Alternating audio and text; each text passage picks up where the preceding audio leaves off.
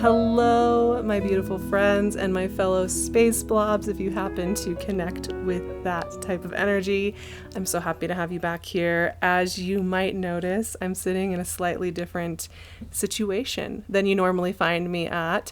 Normally I'm sitting in Stockholm in some gray weather, cozying up in my apartment, but I am visiting family and friends in the southwest of the US, where I was born and raised, and it's been a really, really special trip here. I'm very, very grateful that I have gotten the chance to spend time with the people I love and be on this land that is so special. It's the most special place in the world to me, so I'm feeling pretty tender today as I'm sitting here to chat with you all, and very introspective and reflective. It's been a lot of big life choices when it comes to where to live in the world and who I am, and honoring the different parts of myself. So being here is a really special moment of reflection on that front.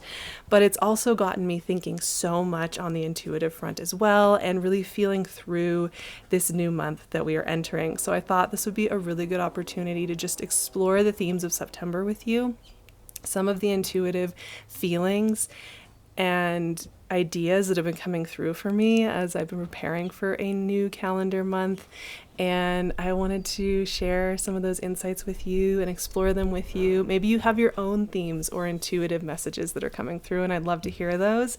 And maybe some of these will also connect with you. And it's just a nice way to get ourselves settled in for a new month and explore some of the transits and themes that I think are really fun and exciting to play with. So I welcome you to get a tea or a coffee and get cozy, and let's have a chat about September. September holds this really beautiful place in the fabric of the year. It is a month of the equinox, this idea of equilibrium, calibration, coming into a centered knowing. And as I've mentioned with Virgo season as well as Libra season, actually, a lot of the energetics of September are going to have to do with entering into that centered knowing, that belonging to oneself, and the intuitive wisdom that comes with that. I think I've mentioned this before, but Virgo is connected to the gut and to the digestive system, which we know now is a really important part of our intuitive system, our brain, and our nervous system. It is all connected. And so the intuitive sensations of September are actually quite intense and powerful. You know, we always think of Scorpio or Pisces, the water signs, as the most intuitive, but earth signs are actually also very intuitive because earth and water work very, very well together. And this season is all about intuiting how we come back to our center. Now, along with that, this equinox energy and this Virgo Libra place that we are in, this is also a season of expanding our capacity to hold the unknown, to not know how it's all going to play out, as well as expanding our capacity to hold the visions that we hold dear long enough for them to start to be translated through the body. And this means really giving ourselves permission to hold our visions longer than we may originally hold them. A lot of times we'll discourage ourselves trying to stay safe by saying, well, I have a vision of a space that I'd like to live in or a creation that I'd like to create, but it feels selfish to imagine and dream in that way. This month is going to ask us to hold that vision, despite voices that say this is selfish or a waste of time, and really expanding our capacity to just hold it and honor it and commit to it and love it and enjoy it. Now, we always have to be careful here, right? Not to force ourselves to commit to a vision that we don't really mean. And that is going to be the part that involves really finding our center and coming home before we try to hold a whole bunch of visions and unknowns that we don't really care about, because that doesn't sound very rewarding at all.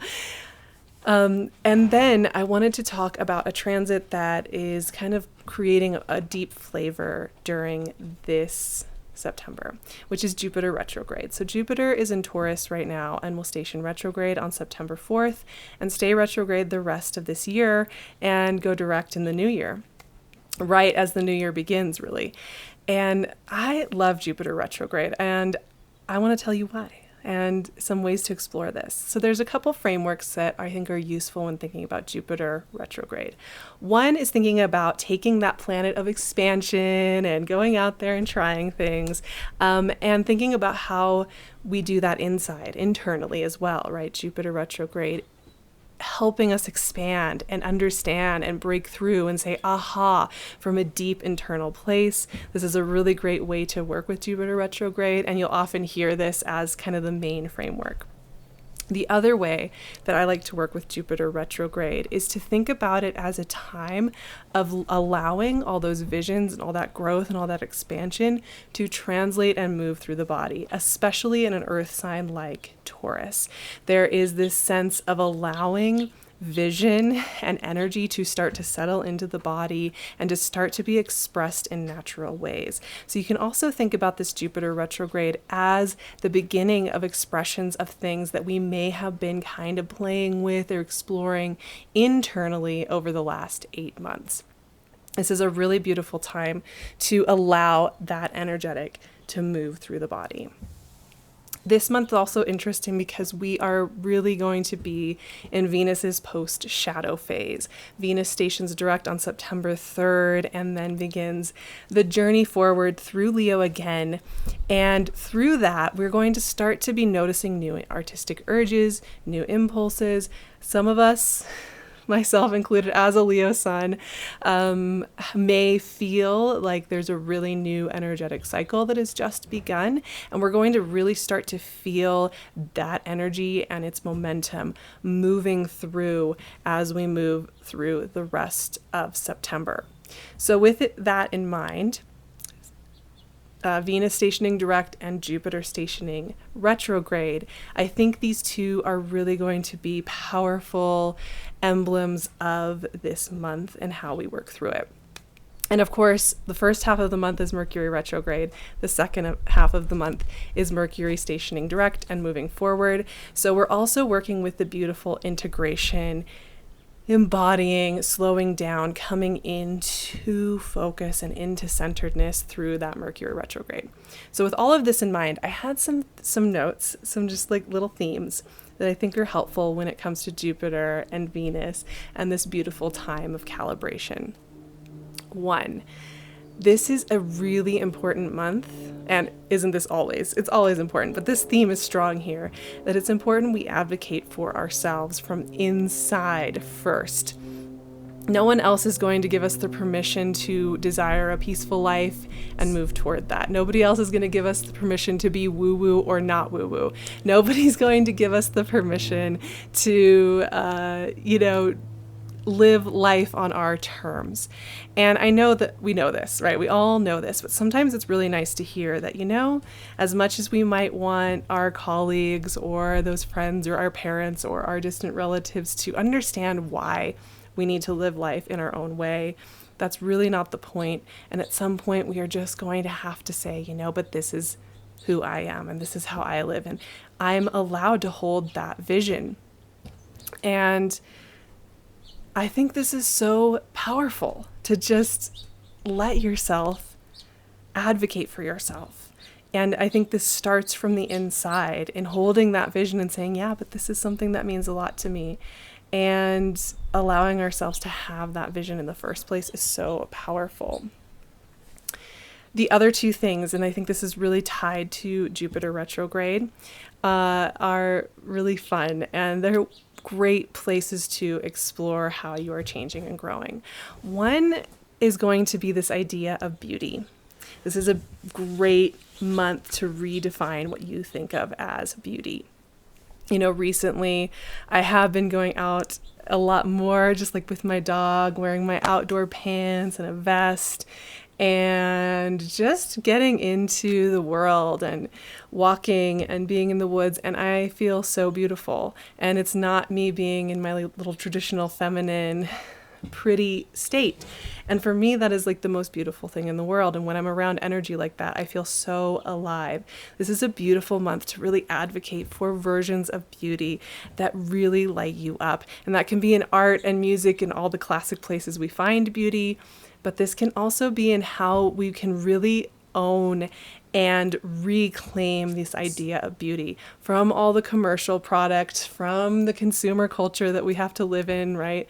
We can really actively and proactively embrace and advocate for the types of beauty that we think of as beautiful. It can be a tree that grows a weird way. It can be feeling free in whatever space you want to be in. And it doesn't have to be all about body acceptance and putting a whole bunch of pressure on ourselves to feel beautiful. I think it's about what just makes us feel alive with its beauty and seeking after that and reclaiming it fully as our own. The other theme, the final theme that I have for this little chat, is this idea of being. I think there's so much pressure to be in the right way, right? Like we're always saying we're human beings, not doings, and we don't have to do so much and we can just be, and that's great. That's a great place to start. But then what happens? A new criteria is developed, which says that to be in the best possible way is going to involve being in certain modalities. Meditating a lot more, having really good naps, being so good about turning off the TV and not using any of your coping mechanisms or whatever the standard may be for like the best type of being. I think in the spiritual community, we're all trying our best. We're coming up with things, we're connecting, we're challenging ourselves, we're exploring. I love it. But we do tend to give ourselves more homework about how to be in the world and how to be the best at being, with ourselves. And I think this might be my favorite note about September. Take the pressure off of needing to be a certain way, needing to, be spiritual or be looking at art the right way or be slower or be busier, whatever the being pressure that you may feel. This Jupiter retrograde time and this September and this equinox time and this Virgo season is letting go of that criteria.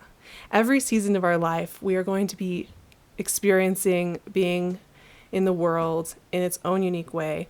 It's going to involve its own unique flavors and interests and needs and visions, right? And I think it's so liberating to let go of any high standards we may have for how we are in the world. So those are some of my intuitive thoughts about this beautiful September. It really is such a wonderful time to get reacquainted with ourselves. This particular September invites us to ask new questions about the person that you are right in this moment, to release the pressures that we put on ourselves to perform something in the right way, as well as really advocating from the inside out what it is we want to create in the world and what visions we want to hold in the world. This is a really great time to find some devotion to holding that space and vision for the unknown and the dreams and really make it a part of the day-to-day. So let me know how you are feeling this September. What is coming up for you? What are some intuitive themes that you are noticing? Do you notice that new visions and dreams are coming more into the body and feeling more present than ever? Do you notice that you are having more or less energy or new visions or dreams, or maybe returning to something or completing something? I'd be so curious to hear what those themes are coming up for you. You can catch me on Patreon. We are chatting every single week, and I am getting prepared for our October class, and that is going to be all about entering into intuition and spirit. For 4 weeks, we are going to explore those themes all of October. I'd really love to see you there for that. You can also join us for weekly chats and live Zoom calls. All of that's over there. And you can find me on Instagram as well, and I love it every time we're here together. This space and this community makes me so happy, and I'm so grateful that I get to be here with you all. So thank you so much for your presence on this journey. I'd love it if you stuck around, and I will see you next time for a new conversation about new seasons. Libra season's coming up. Lots of new ideas are coming up, so I will catch you in the very near future, my friends.